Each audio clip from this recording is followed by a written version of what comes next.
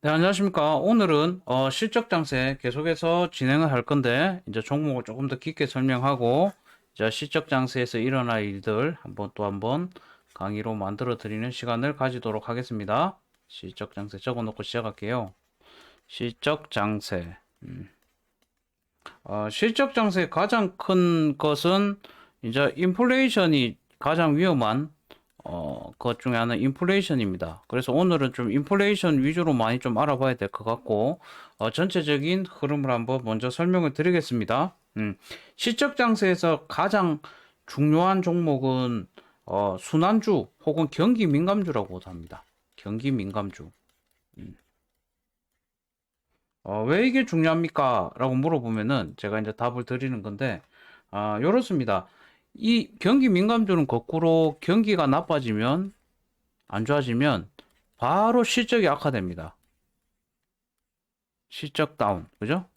거꾸로 또 경기가 좋아지면 바로 실적이 엄청나게 좋아질 수 있습니다. 경기 민감주. 그죠? 경기가, 경기가 좋아지면 실적이 엄청나게 급증을 할 수가 있죠. 그러므로 이게 장단점이 있지만 요거는 이제 재무 구조가 조금 좋지 않아도 재무 구조가 좋지 않아도 이제 약간 그 기술력이나 판매력이 떨어진다 하더라도 삼류 기업도 같이 급등할 수 있습니다. 이런 경우에 이런 경기 민감 이유를 설명을 드리면 간단한데 요거는 이제 간단하게 이해하시면 돼요. 무슨 말이냐면 예를 들어 볼게요. 이산 철강 업체로 봅시다. 그죠? 철강. 대형 철강 업체에서 발주를 내리잖아요. 그죠? 어떤 외부에서. 그럼 이제 뭐 경기가 너무 좋아지면은 더 이상 대형 철강 업체에서 이 일들을 다 하지 못할 때 외주를 줍니다. 그죠? 외주를 주면 사실 이 외주를 주는 이 삼류 기업은 시장에서 소외된 기업이에요. 소외되었던 기업들이 갑자기 이제 실적이 확 늘어나게 됩니다. 실적 그죠? 간단합니다. 이제 대형 철강업체가 납기를 맞출 수 없으니까 이제 막 이렇게 외주를 주게 되면서 그래서 무슨 일이 일어나냐면은 인기 있는 종목들이 삼류 기업 혹은 대형이 아닌 중소형 기업들의 경기 민감주들이 같이 동반 급등을 하는데 더 강한 급등이 일어날 수가 있는 시대에 오게 됩니다. 이해되시죠? 뭐 요새 나오는 중소형 철강이 그런 개념으로 보시면 좀 될 것 같습니다. 이해는 되셨죠? 이렇게 해서 이제 납기일이나 이런 부분에서 이제 못 맞추는 시즌이 오기 시작하면서 이제 삼류 기업, 즉 중소형주 있던 소재 기업들이 급등을 먼저 시작을 같이 하게 되고요. 여기 이제 소재 기업의 출발이 시작이 됩니다. 출발탄이 시작되고 이런 부분에서 봤을 때는 어제 그 저번 강의랑 비슷하지만은 소재 기업인 철강 계속 설명을 드려야지 머릿속에 익힐 때까지, 그죠? 화학, 비철, 금속 등의 소재 기업, 음, 소재 기업이 이제 드디어 상승을 하는 시즌에 오게 됩니다. 오게 될 때 중요한 게 있는데, 이제 먼저 유행이 어떤 식으로 오냐면, 음, 대형 철강이 먼저 상승을 하고, 그 다음에 이제 그 외에 이제 부가적으로 요것도 밸류에이션, 그죠? 저밸류 밸류에이션이 막 PBR이 1 이하, 그죠? PBR 1 이하, 그죠? 이런 종목들, 0점 몇 대는 이런 종목들, 대형 철강이 밸류가 낮고, 그 다음에 PER이나 이런 것들이 낮은 거, 그죠? PER 원래 PER은 조금 수익성이 낮으니까 원래 낮으니까 보통 PBR을 많이 봅니다, 그죠? 이렇게 가치주들은 싼지 비싼지 볼 때, 요런 종목들이 먼저 상승을 하면서 이제 그 다음에 중소형 종목들이 중소형 그죠 소재 기업은 이제 급등이 날아가는 장세에 오게 됩니다. 이해되셨죠? 이제 이런 식으로 해서 자금이 들어오는데 요때는 이제 기관 투자자들이나 다양한 투자자들이 요 유동성이라는 게 아직은 남아 있습니다.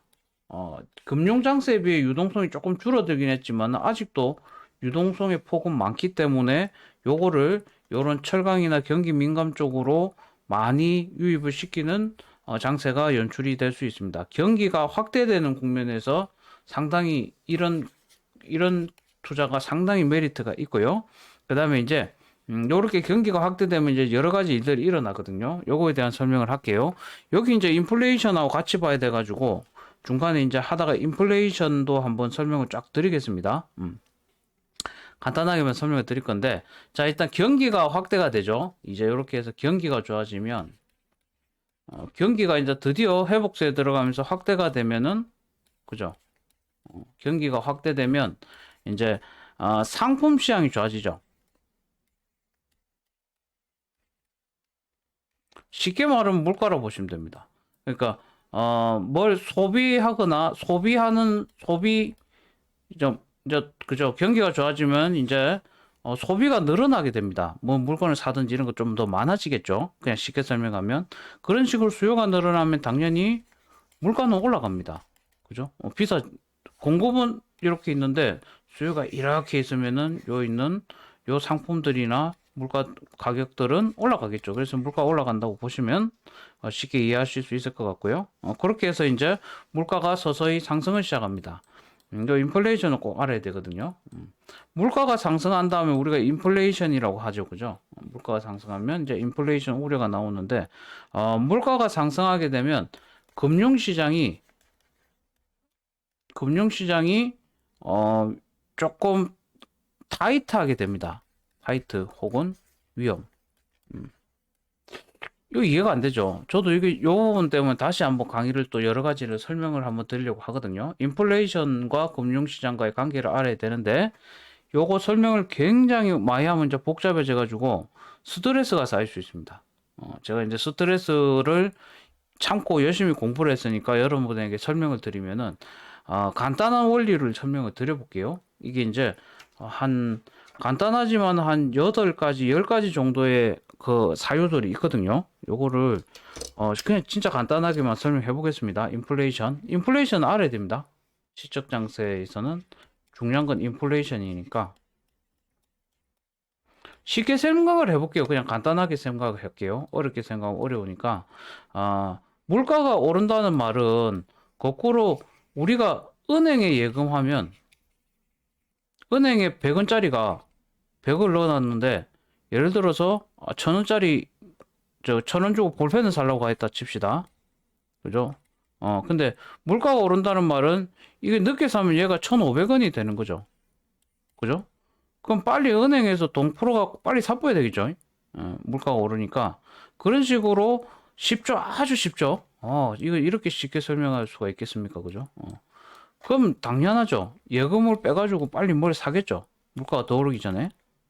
그럼 거꾸로 생각해 볼게요. 은행 입장에서는. 어, 돈이 주네? 돈이 주네? 그죠?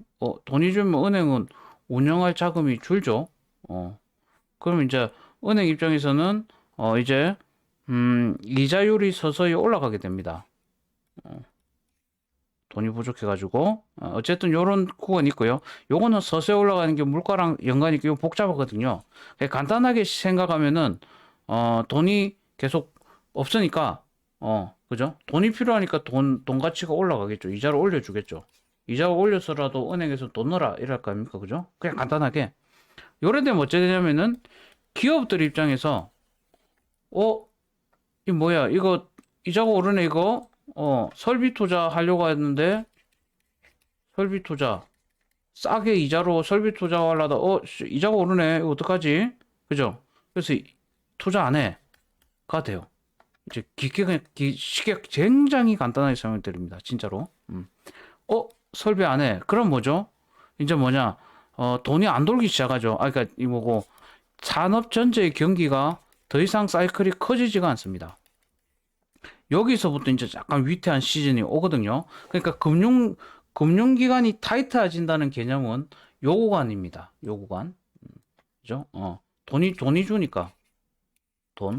돈이 주니까, 은행 입장에서는, 돈 주니까 또 예금 줄어들면 또 손해죠. 물건 사보고 이래갖고, 그죠? 그럼 얘들이 이제 긴축 정책을 시작할 수밖에 없죠. 조금 이해되셨죠? 요 정도로만 넘어가겠습니다. 엄청 복잡한 내용들을 많이 보고 왔는데, 다 설명할 필요는 없는 것 같아가지고, 이렇게 여기까지 한번 볼게요. 보시고, 그러면은 이제 말 그대로, 금융기관이 타이트해진다. 그죠?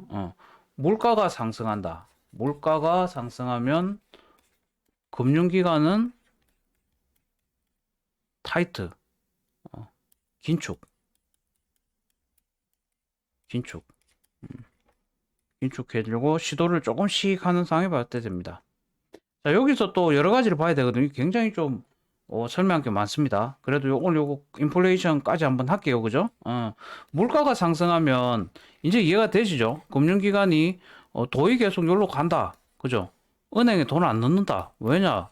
물가가 오른데 만다고 은행 넣고 이자를 받아 먹노. 그죠? 그럼 이제 여기서부터 여러 가지 현상이 일어나는데, 자, 우리나라 물가가 상승한다는 말은 거꾸로 이야기하면은, 예전에 이제 미국에, 자, 1,000원을 가지고, 1달러를 바꿀 수 있다면 우리나라 물가가 상승한다는 말은 또 거꾸로 이야기하면은, 우리나라 가치가 오른다는 거죠. 그냥 쉽게 해서 경기 가치가 오른다는 말은 수입이 증가된다는 겁니다. 또 복잡해지는데. 뭐냐면은 예전보다 더 싼 값으로 물건을 수입해 올 수 있다. 거꾸로 수출은 줄어든다. 경기가 좋아지니까 별 희한한 일들이 다 일어나죠. 그러니까 이제 이 물가 가치가 이제 푹 올라가 있으니까 외국에 있는 것들을 살 때 더 싸게 가져올 수 있고요. 또 거꾸로 수출하려고 했는데 이게 비싸진 거예요. 그러면 수출이 힘들겠죠. 쉽게 설명했습니다. 그러니까 이 물건이 비싸지면 외부에 갈 때 더 비싸게 팔아먹어야 되니까 수출이 줄고 수입이 늘죠. 아주 쉽게 설명했는데 이해가 되셨나 모르겠습니다. 간단하게 설명했습니다만. 결론은 이 물건이 비싸다. 그죠? 국내에서 만든 물건이 비싸다. 그럼 외국에 나갈 때 물가가 올랐으니까 수출이 힘들어지겠죠. 거꾸로 수입은 쉬워지겠죠. 왜냐, 이제 외국보다는 물가가 이만하고 외국 물가가 이만하면 더 싸게 가져올 수 있죠. 설명이 좀 헷갈리는데. 그죠? 다시 설명하면. 어쨌든 결론적으로는 물가가 상승하게 되면 수출이 힘들어진다. 왜냐? 물가가 올라갔잖아요. 우리나라 물가가. 외국에 팔아먹으려고 하는데 더 비싼 값 팔아먹어야 타산이 맞죠? 근데 거꾸로 수입은 그럼 반대로 그냥 좋아진다 봅시다. 이런 식으로 되게 되면 어떻게 되냐면은 이제 이제 요런 식의 팔아먹는 수출이 줄어든다는 말은 거꾸로 흑자 즉 돈을 번다. 돈을 벌고 플러스로 돈 벌던 시즌이 폭이 둔화되기 시작하고 그죠? 그리고 거꾸로 이야기를 하면 이제 가끔 적자까지 나기도 시작합니다. 수출이 안 되고 그죠? 이렇게 또 전체적인 수지가 적자도 나기 시작한다. 그럼 어떡합니까? 드디어 이제 더 이상 보고 있으면 안 되겠다. 그죠? 그래서 이제 정부나 은행에서 금리 인상을 단행합니다. 이게 이제 강제로 금리 인상을 단행하면서 이제 시적 장세는 마무리를 맞게 됩니다. 이해되셨죠?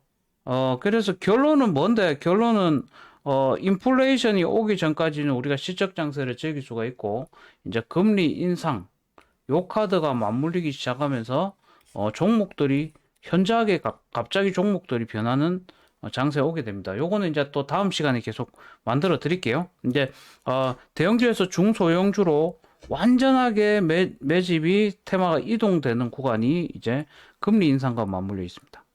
최초의 금리 인상을 계기로 모든 이제 종목들이 전환을 맺는 시즌에 오게 됩니다.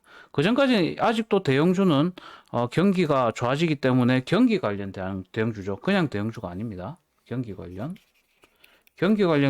대형주는 아직도 호황기를 맞고 있다는 개념으로 보시면서 계속해서 추세적인 상승이 나타나고 있게 됩니다. 이런 추세적으로 무너지지가 않는 거죠. 그렇게 계속 경기가 올해 말까지 계속 좋아질 그림이 나오기 때문에 이제 경기 관련 대형주들은 추세를 계속 만들어 가는 그림. 요 그림 가운데 이제 36 소재 기업이 관련 소재 기업이 이제 하청 더 이상 못 들어간다 폭등 해버리니까 이런 소재 기업들이 급등을 날린 랠리가 이 실적 장세에서 나올 수가 있다. 이런 개념을 보시면 될 것 같습니다. 예. 이렇게 보시고 이제 나중에 이제 이거 설명 안 드린 것 같네, 그죠? 한 개 안 드린 게 있는데 이제 뭐냐 요거까지만 설명할게요. 요렇게 소재기업 계속 이제 소재기업이 하게 되면은 소재기업이 발주를 받게 되면 이제 돈이 팍 하고 터지는 시점이 있습니다. 더 이상 풀로 가득 차고 36기업 그러니까 하청을 주더라도 더 이상 힘들어질 때 슬슬 설비 투자를 장비 설비 투자를 늘립니다. 요때부터 거액의 자금이 시장에 돌기 시작합니다. 거액의 자금. 여기서 돈 엄청 많이 벌었잖아요. 요 기업이 이제 돈을 풀어서 장비를 확장하는 시즌에 오기 때문에 그때부터 실제로 경기 활성화의 신호탄을 날리게 됩니다. 엄청난 돈들이 돌아다니면서 이제 물가 상승의 폭등의 계기가 마련됩니다. 요거 설명 안 드렸죠? 요거 안 드린 것 같고 그런 식으로 해서 이제 드디어 우리가 실적 장세가 랠리가 시작되며 또 마치는 시간까지의 또 시간들이 만들어집니다. 요까지 하고 다음 시간 또 할 거는 이제 종목의 이동되는 과정에 대한 내용을 한번 또 설명을 드리도록 할게요. 네, 요까지 해서 영상 올리겠습니다.